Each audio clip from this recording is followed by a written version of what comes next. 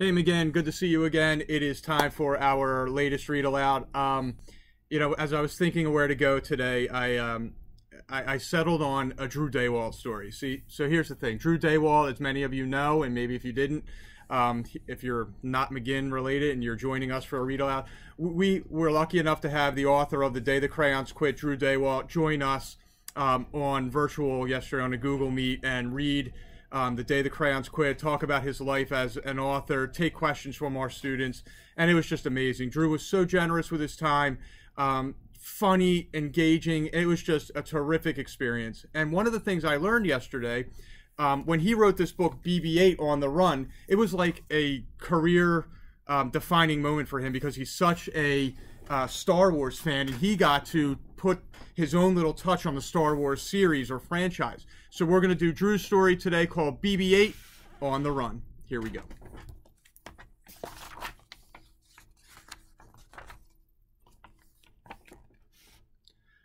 BB-8 wasn't used to being on his own, and it was scary. Very scary. His friend Poe had told him to run. "Get as far away from here as you can," the pilot had said. "I'll come back for you." But BB-8 had seen the explosion back in Tunnel village, and he feared Poe was gone. Now it was all up to him to get the top secret map to the Resistance so they could find Luke Skywalker. All up to him. That was scary too. As he took shelter for the night, BB-8 remembered something else Poe had once said to him. "It's easy, buddy. You do good things, and good things will come back to you." But how could such a small droid do such a big job? The next morning, as BB-8 resumed his journey, he was glad to come across someone else. It was Tito, but he was in trouble. His lugabeast was sinking into the sand. "Please help," said Tito in a language that sounded like screeches and warbles. BB-8 was in a hurry to complete his mission, but he felt sorry for Tito, and for the lugabeasts too. Maybe BB-8 could do something for them. "Oh no, it's a trap!" "I'm going to take you apart and sell you piece by piece," said Tito. "You're even more valuable than the other one." "What other one?" A panel closed above BB-8, shutting out the sunlight. He realized the only thing scarier than being alone in the dark was not being alone in the dark. "Please don't hurt me," it cried, trembling. It wasn't a monster at all, just a big, gentle, loading droid. BB-8 chirped happily at the massive thing. "You promise?" it asked, worried. BB-8 nodded wholeheartedly and beeped and warbled some more. "Your name is BB-8?" said the loading droid. "Mine is F3ZK, but you can call me Fez."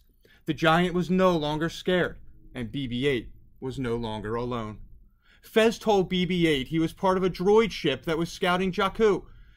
His ship was scheduled to leave that afternoon, but Fez was going to miss it because he was stuck in his cell. Scheduled to leave that afternoon? BB-8 was torn. Should he stay on Jakku in case Poe came back? Or should he try to get off the planet in Fez's ship? The map had to be delivered, and soon. But first they had to get out of this trap. As BB-8 looked at a loose panel on the floor, he realized he had a perfect plan. "Excuse me, Mr. Funny Little Lizard Man, we need your help," said Fez. Tito ran to see what was wrong. BB-8 was missing, and there was an opening in the floor. "We were trying to escape, and he fell in that hole," said Fez. Tito climbed into the cell and looked down into the black space. "I don't see him." "Look closer." Tito bent over the hole. "Closer," said Fez. Tito leaned way over the opening and peered in. Beep! With Tito trapped, the two droids were able to escape. "Let's get out of here so I can go home," said Fez. "You can come with me if you want." BB-8 let out a series of chirps. "A mission?" asked Fez. "That sounds important. We'd better get you to the ship. It's picking us up at the ruins." BB-8 and Fez raced across the desert as fast as they could.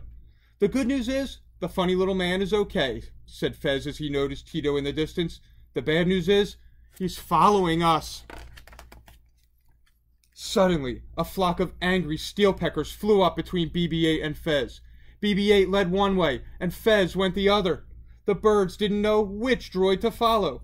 "Hey, over here!" cried Fez, trying to get the steel pecker's attention. "Run, BB-8! You have to complete your mission!" Fez yelled. "I'll save you!" BB-8 didn't want to leave his friend, but he had to deliver the map, and Fez was already leading the steel peckers away. Alone once again, BB-8 continued on his journey. He hoped Fez would be all right. When BB-8 entered Kelvin Ravine, he met a scavenger family. "Please, do you know where we could find something to eat?" asked the mother. "My children are hungry." Was this another trap? The children crowded around BB-8. When he saw their thin faces, he knew it wasn't a trick. He remembered the food packets in the wrecked starship where he'd spent the night, but it was in the opposite direction from where he was going. If he hurried, he could get the family to the food and still make it to the droid ship before it took off. If he hurried. BB-8 hurried.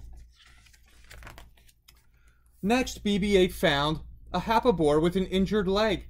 BB-8 recalled the medical frigate he'd passed that morning. It would have first aid supplies, but going back for them would probably mean missing the droid ship. BB-8 thought for some time, trying to decide what to do. The Hapabor moaned, and BB-8 made up his mind. Tito was never going to catch him on that slow-moving lug-a-beast.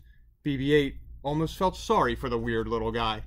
Almost, but not really. BB-8 finally made it to back to the Hapabor with a medical kit. The beast was so happy, it licked him and kissed him, which wasn't necessarily a good thing. BB-8 worried that he was going to miss the droid ship because he had stopped to help so many people. Just then, as he reached the ruins, he saw something off in the distance. The droid ship. At last. Only it was preparing to launch.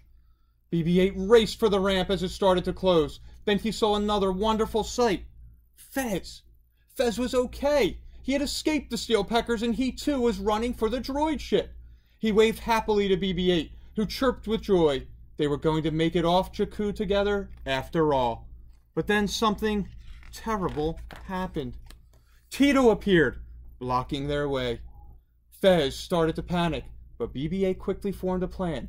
He remembered what Tito had said, that BB-8 was more valuable than Fez. He also remembered how Fez had saved him from the steel peckers. BB-8 started to speed away from the ship, and Tito followed BB-8 instead of Fez. "Where are you going?" yelled Fez. BB-8 beeped an order. Okay, I'll get on the ship," said Fez. "Thank you, BB-8. I'll never forget you for helping me." The massive loading droid made it up the ramp just in time. BB-8 felt he had done the right thing in helping Fez, and the hungry family, and the injured Hapabor. But if he had done such good things, then why was this bad thing happening to him? He was so confused. Maybe Poe was wrong. Maybe you don't get what you give. Or then again, maybe you do. So boys and girls, I hope you really enjoyed that story. And we just thank Mr. Daywall, Drew Daywall, for giving us such a special day at McGinn. I also love the theme there of giving and helping others that BB-8 showed in this Star Wars book. We'll be back with another read aloud tomorrow. You have an awesome night, friends.